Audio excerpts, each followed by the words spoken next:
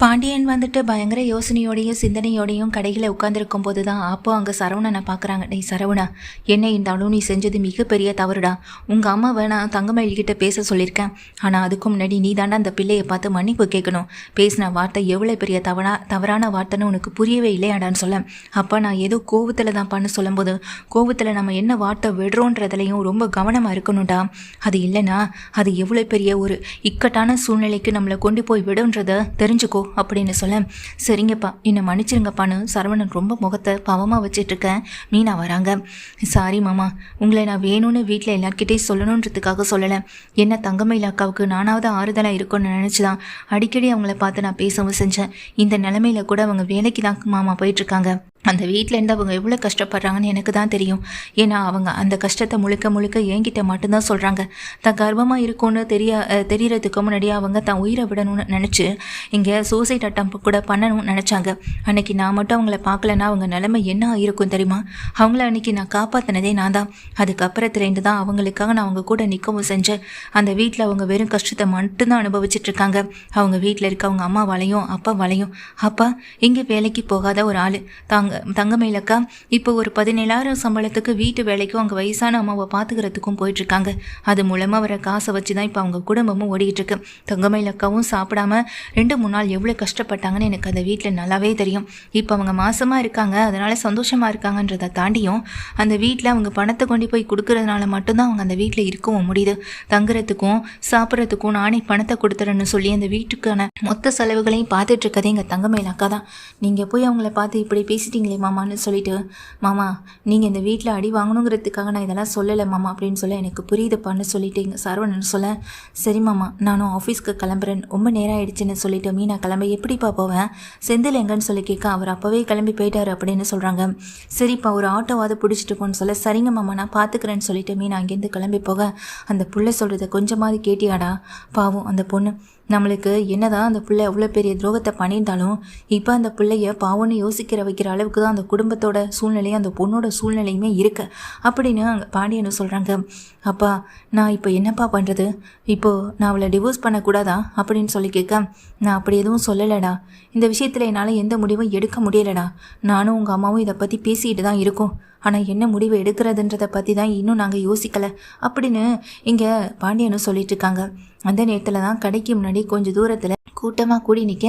அப்போது இதை பார்த்துட்டு நிற்கிற சரவணன், அப்பா என்னாச்சுன்னு தெரிலப்பா, கடைக்கு முன்னாடி கொஞ்சம் தூரத்தில் ஏதோ கூட்டமாக இருக்குப்பா அப்படின்னு சொல்ல. வாடா போய் பார்க்கலான்னு சரவணனும் அங்கே அங்கே பாண்டியனும் ஓடி வராங்க. பார்த்தா முத்துவேல் தான் இங்கே மயங்கி கிடக்கவும் செய்கிறாரு.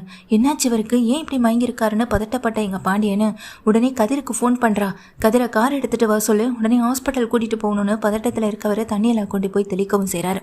ஆனால் இங்கே படுத்திருக்க முத்துவேல் கிளம்பவும் இல்லை. கதிரோ பதட்டத்தோட வண்டி எடுத்துகிட்டு ஓடி வரவும் செய்கிறாங்க. ஓடி வந்ததுக்கு பிறகு கதிர் வந்துட்டு அவங்க எல்லாருமே தூக்கிட்டு ஹாஸ்பிட்டல் போக. பின்னாடி உட்காந்துருக்க எங்கள் பாண்டியன் அங்கே தான் மேலே சாஞ்சு கிடக்கிற முத்துவேலை பார்த்துட்டே இருக்காங்க. என்னாச்சுடா இவருக்கு, ஏன்டா இப்படி இருக்காருன்னு பதட்டத்தில் சரவணன் கிட்ட கேட்க, அப்பா அது வந்துப்பான்னு இங்கே கதிர் சொல்ல. நான் கூட ஒரு நாள் திருச்சி போகணுன்னு சொல்லியிருந்தேன்ல, ஆனால் திருச்சி போனது இவருக்காக தான்ப்பா. இவர் ஹாஸ்பிட்டலுக்கு கூட்டிகிட்டு போய் செக் பண்ணிட்டு வரதுக்காக தான்ப்பா நான் போனேன்னு சொல்ல. என்னடா சொல்கிற அப்படின்னு கேட்குறாங்க எங்கள் பாண்டியனும். ஆமாப்பா, இவருக்கு கேன்சர் இருக்குது, அது விஷயமா ட்ரீட்மெண்ட் எடுக்கிறதுக்காக தான் அப்படின்னு சொன்ன உடனேயே சரவணனும் அதிர்ந்து போக, என்னடா கதிர் சொல்கிறேன்னு கேட்குறாங்க. ஆமாம், கேன்சர் செகண்ட் ஸ்டேஜில் இருக்குது. இப்போதைக்கு இவர் முக்கியமான ஒரு சர்ஜரி பண்ணி தான் ஆகணும். அந்த ஆப்ரேஷன் பண்ணிட்டா இவரை காப்பாற்றலன்னு சொல்கிறாங்க. ஆனால் இவர் தான் இப்போ வரைக்கும் ஆப்ரேஷனுக்கு ஒத்து வராமல் தள்ளி போட்டுக்கிட்டே இருக்காரு அப்படின்னு சொல்ல. இப்போ இந்த நிலைமையில் இருக்க இவரை இந்த விஷயம் வீட்டில் இருக்கவங்களுக்கு தெரியுமாடா, ராஜுக்கு தெரியுமாடா அப்படின்னு பாண்டியன் கேட்க, என்னையை தவிர இந்த விஷயம் வீட்டில் இருக்க யாருக்குமே தெரியாதுப்பா அப்படின்னு இங்கே கதிர் சொல்கிறாங்க. உடனே ஹாஸ்பிட்டலில் கொண்டு போய் அட்மிட் பண்ணுறாங்க. என்னாச்சு இவருக்குன்னு செக் பண்ணி பார்க்குறவங்க, இங்கே அவருக்கு சிவியர் ஸ்டேஜ் வரத்துக்குள்ளே ஆப்ரேஷன் பண்ணணும்னு சொன்னலன்னு அங்கே டாக்டர் சொல்ல.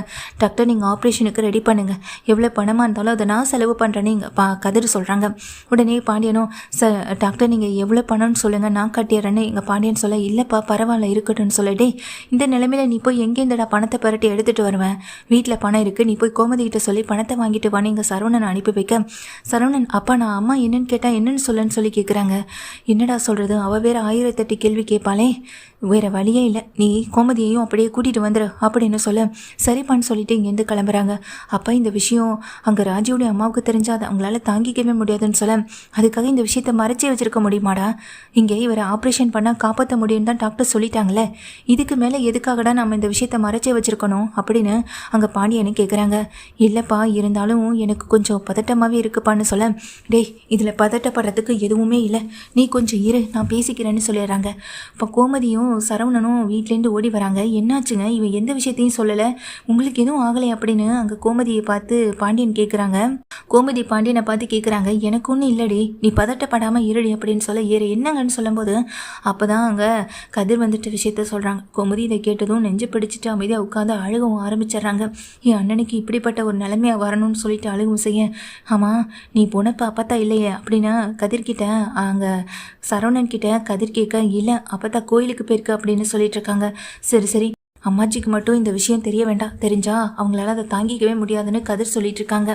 அந்த நேரத்தில் தான் அப்போ தான் ஒரு நர்ஸ் வந்துட்டு அங்கேயும் இங்கேயும் ஓடிட்டுருக்கா. நர்ஸை படித்து இங்கே கதிர் கேட்குறாங்க. ஆப்ரேஷன் நடந்துட்டுருக்கு சார், இப்போ ஒன்றும் சொல்ல முடியாது சார் அப்படின்னு சொல்லிட்டு பதட்டத்தோடு அவர் ஓடவும் செஞ்சிட்ருக்காங்க.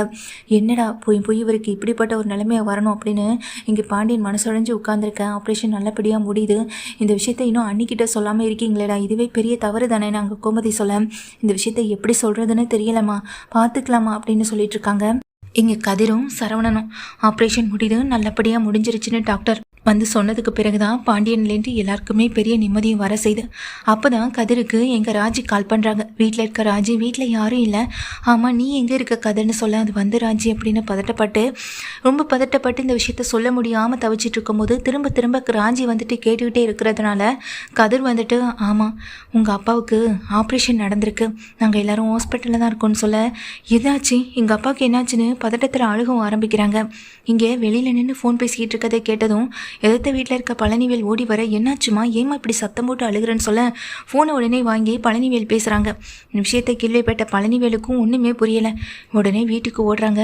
அண்ணி வெளியே வாங்க நீ அப்படின்னு சொல்லி கூப்பிட சக்திவேலு குமார்னு எல்லாருமே ஓடி வர நடந்த விஷயத்த சொன்னதும் மொத்த பேரும் அதிர்ச்சியில் அங்கேருந்து கிளம்புறாங்க. ராஜியை கூட்டிக்கிட்டு ஹாஸ்பிட்டலுக்கு போன பிறகு அங்கே நிற்கிற சக்திவேல் வந்துட்டு கதிருடைய சட்டையை பிடிச்சி டேய் உனக்கு என்னடா தகுதி இருக்குது, என் அண்ணனுக்கு ஏதாவது ஒன்றுனா அதை என்கிட்ட சொல்ல மாட்டியாடா அப்படின்னு சொல்லிட்டு கேட்க அவருடைய உயிரை காப்பாற்றணும்னு தான் எனக்கு தோணுச்சே தவிர உங்ககிட்ட விஷயத்த கேட்டு பர்மிஷன் வாங்கிட்டு இருக்கணும்னு எனக்கு தோணலை அப்படின்னு சொல்கிறாங்க இங்கே கதிரும்.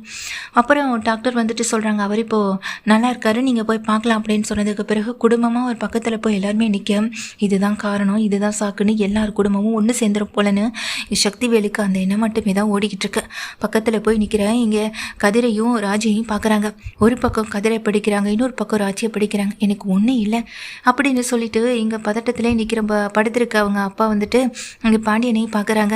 பாண்டியன் அப்போ தான் சொல்கிறாங்க நீங்கள் இப்படி மயங்கி விழுவீங்கன்னு நான் எதிர்பார்க்கல, கூட்டம் கூடியிருந்ததுனால தான் போய் பார்த்தேன், அதான் உடனே ஹாஸ்பிட்டலுக்கு கூட்டிகிட்டு வந்துட்டோம் அப்படின்னு பாண்டியன் சொல்ல ரொம்ப நன்றி அப்படின்னு சொல்கிறாங்க.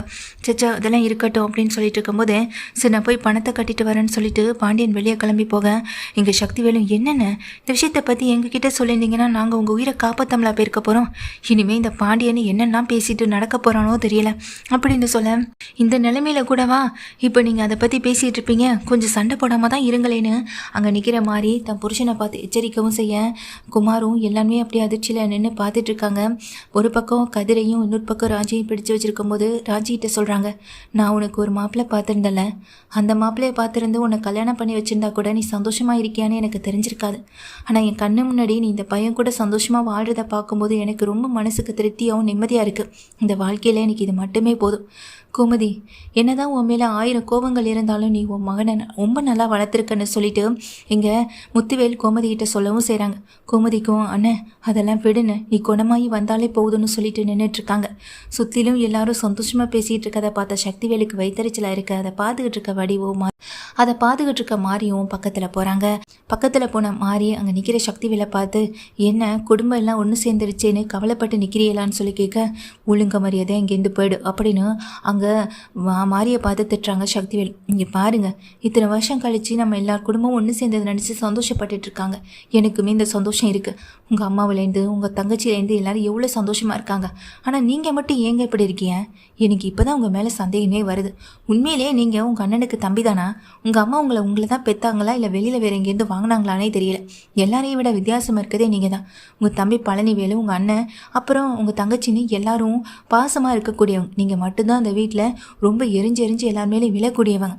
கொஞ்சம் நீங்கள் உங்களை மாற்றிக்க பாருங்கன்னு மாறியுமே திட்டிட்டு போகிறாங்க. இதெல்லாம் எனக்கு தேவைதான்ற மாதிரி சக்திவேல் தலையில் கையை வச்சுட்டு வெளியில் ரொம்ப கவலையோடு நின்றுட்டுருக்காங்க. குமாரோ இந்த அரசிக்கு ரூட்டு விடுற வேலையை மட்டும் கரெக்டாக பார்த்துட்ருக்காரு அந்த நேரத்துலையுமே.